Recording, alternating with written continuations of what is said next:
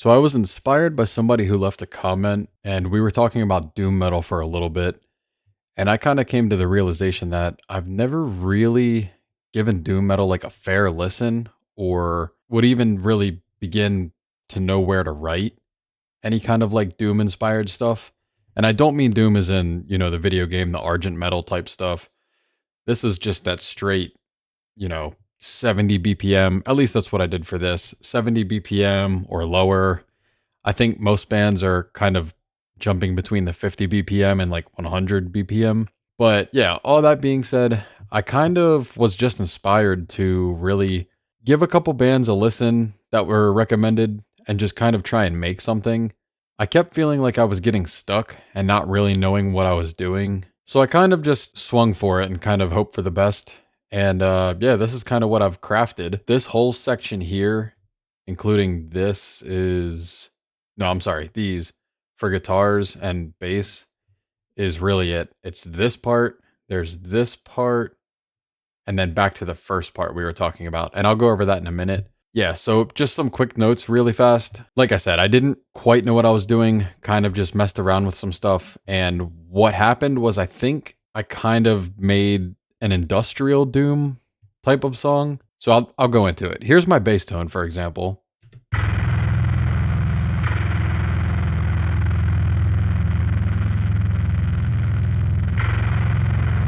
It's just super evil sounding. And what I did for that, so I'm using an instance of Loki bass as like my main bass, which sounds like this alone.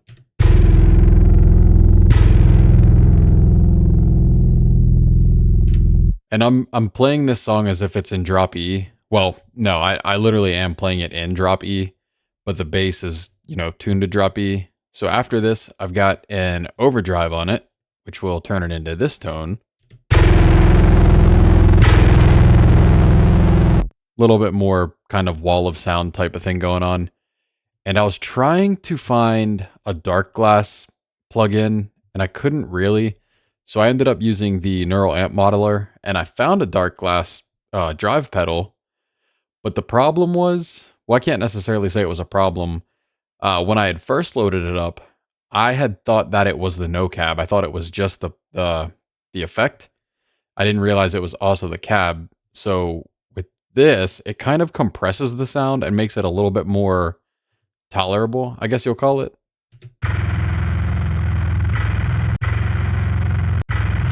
So going from this once again into this. Like I said, it just helped compresses it a little. And then after all that, like I pretty much do with any bass track, I just put a high pass filter on it around 60 hertz just to help clean up the muddiness a little bit. And with that, here's everything together.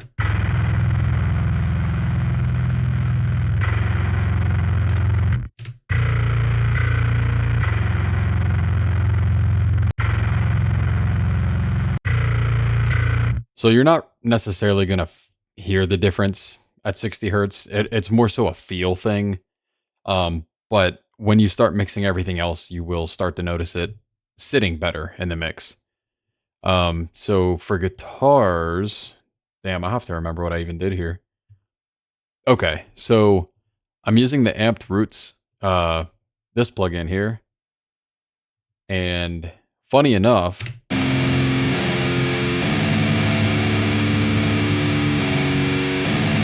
so I'm tuned to drop G on this guitar that I used, but I wanted to use this to drop tune it 3 semitones into drop E, and doing so with that, or actually, let's just show you my DI signal.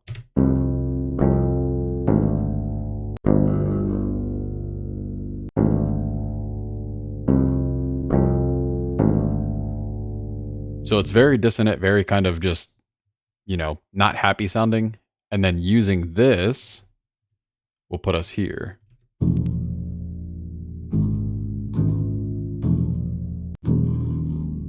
And the reason I wanted to use this instead of actually dropping the guitar was because to help create more of a wall of sound kind of thing, I felt like distorting the DI before it even goes to the amp sim would kind of add to the effect of what I'm trying to do. So if we go ahead and listen to that with the amp here again.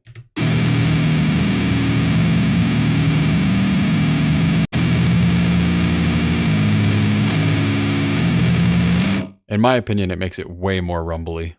And you see the EQ here. I decided not to even use this because when I have it on,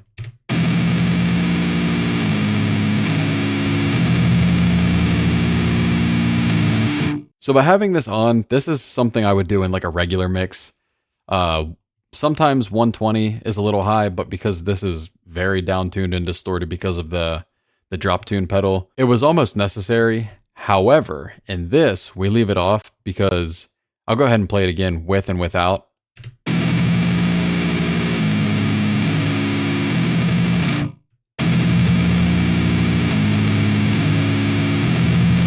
So you can hear without it, obviously it's a lot more muddy in the low end.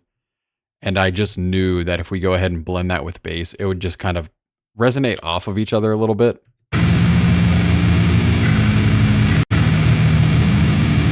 Which has more of that kind of just darker sound. And something I noticed while I was making this was halfway through before, I don't know, it was probably before I even recorded this middle section here. I kind of had this feeling of, okay, well, what would it sound like if I were making like a background track for something in like American Horror Story? Just something a little bit crazy, a little bit dark, gives you that feeling like you're somewhere that you really shouldn't be. And you'll see what I mean when I do the full playthrough of it. But it was mainly this bass tone.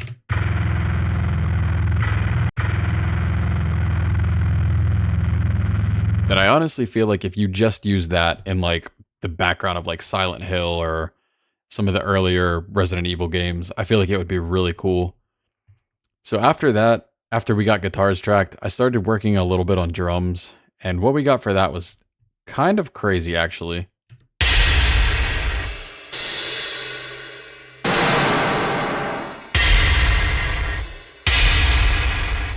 And I think that is what adds most to the industrial sound I was talking about earlier. I did something a little crazy with this also.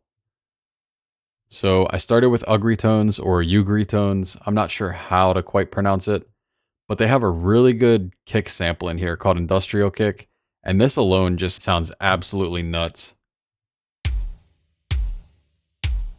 I'm not sure if you'll be able to hear it, but there is a lot of sub in that kick. And then the snare, I think I swapped out.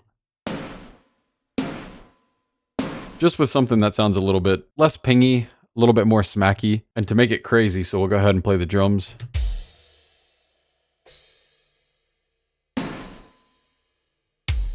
That's them completely raw, and to make it a little bit wilder, I went ahead and just pitch shifted it 2 semitones down.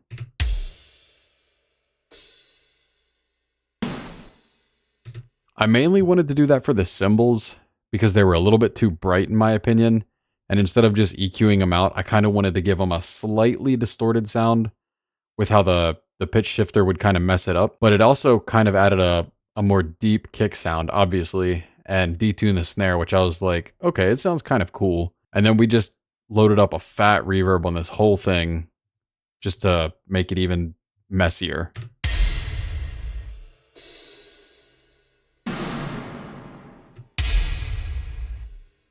It definitely gives that snare and kick sound like you're in an empty warehouse, which I thought was really cool. And then to bring it up a little bit, you know, we just threw an overdrive on it, because why the hell not, really?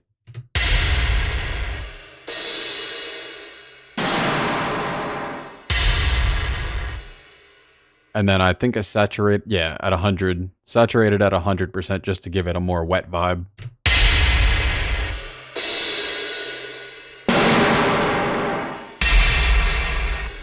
So you can tell with the distortion and the reverb, there's already an insane amount of like snare bomb effect going on the snare. But we just went ahead and added a snare bomb to it because it would just give it a way creepier sound. And it is loaded with reverb. We also did some reverse snares on there as well. So here it is coming into it. Just has that very horror movie or horror show kind of sound to it. And then I just did some big reverbs like entering the song. And then when it transitions back from part B back into part A. And that's really all I have to it. Just a lot of weird stuff going on. And yeah, like I said, it gives me that vibe of like you are in a warehouse or you're just in a place you really have no business being in. So yeah, without anything else really being said, let's just do a full playthrough of it.